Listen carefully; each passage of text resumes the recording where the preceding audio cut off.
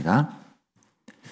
열왕기상 22장 41절에서 50절까지의 말씀, 저 한 절, 여러분 한 절 번갈아 교독하겠습니다. 제가 먼저 41절 읽겠습니다. 이스라엘의 아합 왕 제4년에 아사의 아들 여호사밧이 유다의 왕이 되니 여호사밧이 왕이 될 때 나이가 35세라 예루살렘에서 25년 동안 다스리니라. 그의 어머니의 이름은 아수바라 시리의 딸이었더라. 여호사밧이 그의 아버지 아사의 모든 길로 행하며 돌이키지 아니하고 여호와 앞에서 정직히 행하였으나 산당은 폐하지 아니하였으므로 백성이 아직도 산당에서 제사를 드리며 분향하였더라. 여호사밧이 이스라엘의 왕과 더불어 화평하니라. 여호사밧의 남은 사적과 그가 부린 권세와 그가 어떻게 전쟁하였는지는 다 유다 왕 역대시략에 기록되지 아니하였느냐? 그가 그의 아버지 아사 시대에 남아있던 남색하는 자들을 그 땅에서 쫓아내었더라. 그때 에돔에는 왕이 없고 섭정 왕이 있었더라. 여호사밧이 다시스의 선박을 제조하고 오빌로 금을 구하러 보내려 하였더니 그 배가 에시온게벨에서 파선하였으므로 가지 못하게 되매 아합의 아들 아하시아가 여호사밧에게 이르되 내 종으로 당신의 종과 함께 배에 가게 하라 하나 여호사밧이 허락하지 아니하였더라. 여호사밧이 그의 조상들과 함께 자매 그의 조상 다윗성에 그의 조상들과 함께 장사되고 그의 아들 여호람이 대신하여 왕이 되니라. 아멘. 남유다의 여호사밧 왕과 또 북이스라엘의 아하시아 왕을 나란히 언급하고 있는 오늘 본문인데요. 그 대부분의 내용은 오늘 여호사밧 왕에 대해서 기술하는 것에 집중되어 있습니다. 그리고 이 내용 중에서도 그가 그 시절에 공과 과, 좋은 행실을 남긴 것과 그의 과오를 또 함께 나누고 있는데요. 이게 역대기와 열왕기의 차이죠. 역대기는 이제 하나님의 성전 중심으로 다시 세워질 것을 말하기 위해서 긍정적인 것만 많이 강조하는 반면에 열왕기는 이 공과 과 양쪽을 다 함께 기록하고 있습니다. 여호사밧은 그럼 어떤 공과 과가 있었을까요? 사실 이 여호사밧은 그의 아버지 아사 왕의 모범적인 본을 잘 따랐던 아들 왕입니다. 실제로 이 열왕기상 16장에서 나왔던 아사 왕, 이 여호사밧의 아버지죠.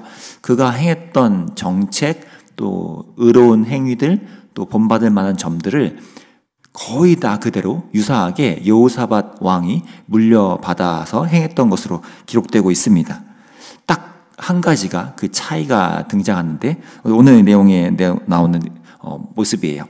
아사 왕은 그 일평생 동안 이 북이스라엘과 아주 전쟁을 벌이면서 대립 관계에 있었던 반면에 그 아들 여호사밧 왕은 이 북이스라엘과 굉장히 화친 관계로서 교류를 나눴던 것으로 나타납니다. 그 단적인 예로는 이제 북이스라엘과 정략 결혼을 맺어가지고 아합의 딸을 며느리로 삼았던 이것이 대표적인 한 예가 될 수 있는데요. 이런 모습을 이제 정치 외교적인 관점 또 역사적인 관점으로 본다면 아주 굉장히 훌륭한 이제 우호적인 외교 관계를 이끌어낸 성과라고도 볼 수 있겠죠. 실제 역사 기록에도 이 부분을 굉장히 좋게 평가하는 내용이 훨씬 많습니다. 두 개의 분열된 나라들이 우호적인 관계를 유지한다는 것은 쉬운 일은 아니잖아요. 그런데 성경의 관점은 이런 정치 외교적 관점과는 사뭇 다르죠. 오늘 이 내용을 성경은 어떻게 조명하고 있을까요? 아합의 아들 아하시아가 이 여호사밧 왕과 함께 교류하는 과정에서 일어났던 한 사건을 오늘 특별히 언급하고 있습니다. 그게 오늘 이 48절, 47절부터 언급되는 내용인데요. 내용은 간단해요. 이 여호사밧이 뭔가 항구에서 배를 만들어서 저쪽 황금의 나라라고 불리던 오빌로 금을 갖고 오려고 이제 무역을 시도하려던 장면입니다. 47절부터 49절까지 제가 읽겠습니다. 그때 에돔에는 왕이 없고 섭정 왕이 있었더라. 여호사밧이 다시스의 선박을 제조하고 오빌로 금을 구하러 보내려 하였더니 그 배가 에시온 게벨에서 파선하였으므로 가지 못하게 되매 아합의 아들 아하시아가 여호사밧에게 이르되 내 종으로 당신의 종과 함께 배에 가게 하라 하나 여호사밧이 허락하지 아니하였더라. 이 내용의 이제 배경은 이렇습니다. 예전에 솔로몬 왕 때죠. 굉장히 부귀 영화를 누리던 그때 이 에시온 게벨이라는 쪽에 바닷가인데요. 여기에 이제 항구와 조선소를 이제 만들어 놓습니다. 본인들 스스로 만들기에는 기술이 부족하니까 당시에 이제 최고 조선 기술과 해양 기술을 갖고 있던 페니키아라는 나라에 그 도움을 받고자 이 성경에도 나오죠. 그 당시 도시 국가였던 두로의 히람 왕과 솔로몬이 조약을 맺어요. 그래서 그 사람들의 좋은 조선 공들, 조선 기술들을 배워서 또 그들을 이제 데리고 와서 직접 이 에시온 게벨이라는 곳에 항구와 조선소를 만들도록 합니다. 그렇게 해서 이제 무역을 시도했던 이제 솔로몬 왕처럼 여호사밧도 그걸 시도한 거예요. 왜냐 했더니 오늘 47절 표현처럼 이 에시온 게벨이라는 곳은 에돔 땅에 속한 곳인데 이 에돔 땅이 당시에 마치 왕이 없던 거예요. 그러다 보니 바로 옆에 있던 이 남유다가 관리하고 통치할 수 있던 기회가 되었던 거죠. 그러다 보니 이 에시온 게벨이라는 항구, 이 조선소가 있는 이 지역을 그냥 묵히기에는 너무 아까우니까 여호사밧 왕이 솔로몬 왕이 그러했던 것처럼 이 기회에 이 조선소를 잘 활용해서 우리도 저 해외 무역을 잘 시도해보자 라고 한 게 오늘의 이 내용입니다. 잘 만들어진 항구 조선소에서 이제 배를 만들어 보내려는 건데 오늘 표현이 뭡니까? 그 에시온 게벨에서 웬걸요? 파선이 일어난 거예요. 최고의 기술과 최고 환경과 모든 것을 다 갖춘 곳에서 절대 일어날 수 없는 파선이라는 상황이 일어난 것이죠. 파선할 이유가 전혀 없어 보이는 곳에서요. 재미있는 건 이 사건의 비하인드 스토리입니다. 열왕기서에서는 이렇게 압축적으로 다루지만 이 사건을 역대기에서는 조금 더 구체적으로 다루고 있는데요. 역대하 20장 말씀을 제가 한번 읽어드리겠습니다. 유다왕 여호사밧이 나중에 이스라엘 왕 아하시아와 교제하였는데 아하시아는 심히 악을 행하는 자였더라. 두 왕이 서로 연합하고 배를 만들어 다시스로 보내고자 하여 에시온 게벨에서 배를 만들었더니 마레사 사람 도다와의 아들 엘리에셀이 여호사밧을 향하여 예언하여 이르되 왕이 아하시아와 교제함으로 여호와께서 왕이 지은 것들을 파하시리라 하더니 이에 그 배들이 부서져서 다시스로 가지 못하였더라.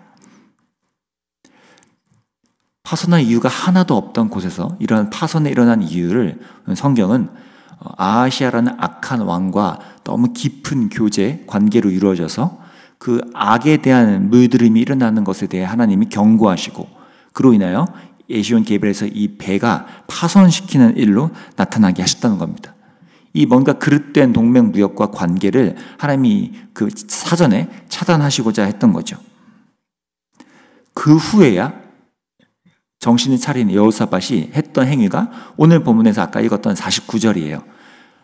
다시 한번 야시아 왕이 야 배가 망가졌네. 우리 다시 만들어서 다시 보내자라고 하자 여호사밧이 이제는 거절했다는 겁니다.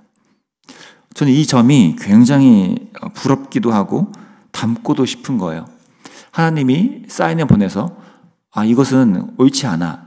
이것은 이렇게 하는 것보단 지금 이것은 이런 방식으로 하면 안 돼. 라고 사인을 주실 때 여호사밧은 그것을 바로 알아차리고 습득한 거죠. 이것은 하나님이 기뻐하지 않는구나. 이런 식으로 하면 안 되겠다. 그래서 재차 이 북이스라엘 아하시아가 제안을 또 해왔을 때에도 이번에는 완전히 거절할 수 있었던 거죠. 이 여호사밧의 이러한 모습이 굉장히 저는 인상적으로 다가왔습니다. 우리 인생 사에도요, 이렇게 크고 작든 간에 이런 뜻밖의 파선의 경험들이 일어날 수가 있죠. 뜻밖의 사건이기 때문에 예상하지도 못했고 대책이나 대응할 방법이 잘 없던 때에 다가오는 이 당혹스러움들이요. 그런데 중요한 것은 그런 일들이 일어나느냐 마느냐가 아니라 그런 일들 속에서 우리가 하나님이 과연 이 일 속에 무엇을 내게 알려주시고자 하는지 이 길 속에서 내가 어떤 하나님의 방식과 하나님의 관점으로 이것을 해석해내고 그것을 내가 어떻게 다시 습득해내야 되는지를 판단하는 것이 더 중요하다라는 것을 우리가 묵상하게 됩니다. 우리가 여러 가지 일을 하게 되면 나 자신이 되게 중요시 여겨지고 또 내가 해야 할 일들, 내가 마땅히 이래야만 이것이 잘 되어야 하고 또 잘 될 것이고 이렇게 하기 때문에 나는 반드시 이것을 이렇게 해야겠어 라는 이런 생각들이 너무 뚜렷해지고 강조되다 보면 오늘 이 여호사밧이 경험했던 교훈처럼 하나님의 관점으로 하나님에 대한 것들은 많이 퇴색되어지고 점점 시선이 멀어진다는 거죠. 우리가 살다 보면 그렇게 일들이 많이 일어나잖아요. 내가 집중해야 될 것들에 완전히 몰두하다 보면 나도 모르게 내가 원치 않았지만 예수님이 뭘 원하실까라는 생각은 많이 뒤로 밀려나게 됩니다. 그래서 예수님에 대해서 생각하는, 묵상하는 것을 많이 우리가 놓치는 경우가 많다는 거죠.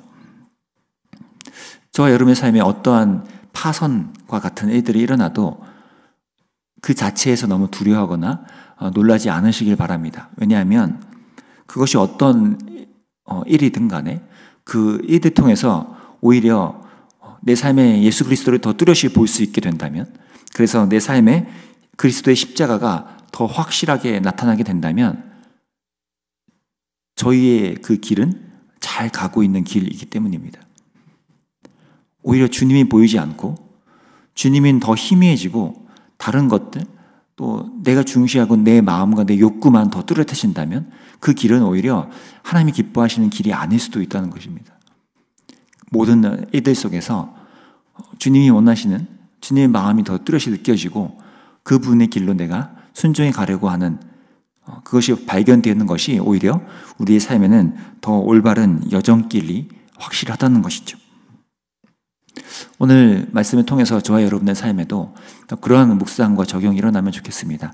내 삶에 일어나는 사건들 속에서 내가 어떻게 그 일 속에 주님을 바라볼 수 있을지, 그 일들 속에서뿐만 아니라 내가 평소에도 주님을 더 뚜렷이 앞세우고 볼 줄 아는 이런 것들을 어떻게 훈련할지 함께 좀 묵상하고 적용하면서 내 삶에 일어나는 것들을 이 하나님의 보시는 눈으로 발견할 수 있기를 간절히 바랍니다.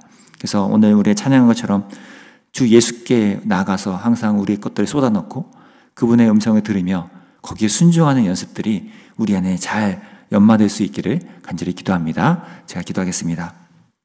하나님 아버지, 우리는 나에게 처한 일들에 집중하다 보면 어쩔 수 없이 예수님의 마음과 시선에 대해서는 많이 뒤로 물러나게 되는 것들을 보게 됩니다. 더 이상 하나님의 것들보다는 나의 현재 생각과 관점이 뚜렷해져서 자꾸 내 마음이 앞서게 되는 일들이 있는데, 그럴 때마다 하나님 마치 여호사밧에게 주셨던 이 레슨의 방향처럼 내 마음이 다시 한번 주님으로 교정되고 주님 앞에 세워질 수 있도록 인도해 주시기를 원합니다. 때로 이상하지 못하고 또 반갑지 않은 파선과 같은 일들이 내 삶에 일어날지라도 그 일들 속에서 그 파선 자체에 몰두하여 실망하고 낙담하기 이전에 이 일들을 통하여 하나님이 내게 뚜렷이 보여주시는 것은 무엇인지, 내가 어떻게 이 일들을 통하여 더 주님과 함께 동행할 수 있을지를 묵상하고 습득해가는 저희 될 수 있도록 인도해 주시기 원합니다. 우리의 삶을 그렇게 만들어 가시는 주님께 감사하며 예수님의 이름으로 기도합니다. 아멘. 오늘 함께 기도합시다. 내 삶에 일어나는 일들 속에 때로는 파선과 같은 어려움이 내 삶에 뜻밖에 다가올지라도 내가 당황하지 않고 거기에 함몰되지 않고 주님이 주시는 지혜와 또 시선으로 그 일들 속에서 주님을 발견할 수 있도록 해달라고, 하나님의 뜻과 방법들을 내가 앞세울 수 있도록 인도해 달라고 기도해 주시고, 또 우리의 공동체가 그렇게 삶에서 때로는 어려움과 또 고난과 아픔 속에 뒤엉켜서 사는 모습들이 있지만 서로 간에 함께 이것을 북돋아주고 또 서로를 격려해주면서도 서로가 서로를 보는 것이 아니라 주님을 바라볼 수 있도록 서로를 독려하는 공동체 되게 해달라고 함께 또 중보하며 나가겠습니다. 기도하겠습니다.